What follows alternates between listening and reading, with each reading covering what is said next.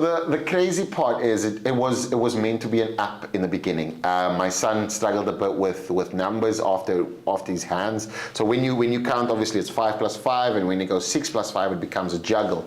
That then became something that kind of crossed over in his classroom, where he started getting some number anxiety. And I saw a lot of, we're part of like WhatsApp groups with the class, and a lot of the parents was talking about it, like kids are struggling a bit with maths and what's happening and blah, blah, blah. And then I realized that there's just an opportunity to actually teach, but through the fundamentals, how I learned, obviously, darts in a sense. And I then, because of his interest in the sport, him practicing when I'm practicing on a lower board, and then I started just kind of sending him questions and saying, okay, cool, show me where's number 1, show me where's number 2, and just starting with the basics.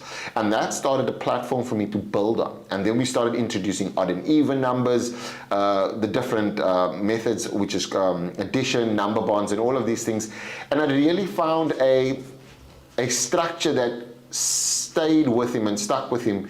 And he started improving in his math results. And when I say math results, they do a test on a Friday, where they look at like a speed test, and his maths results was increasing the more I was increasing. And then I realized that if I structured it in a better way and just unpacked it, made it kid friendly, he'd really absorb it. And like literally, it was like with a duck to water. We made maths not about memory, but more about a movement, which I've created a movement man, and everybody knows I do the movement anyway. So it kind of resonates with that. And the sport itself lends it to education, because you actually throw to a calculator, which is literally in front of you, which is a dartboard. So yeah, it was a match made in heaven. But a lot of the sport or in-school introduction to school is always about the sport first and then education.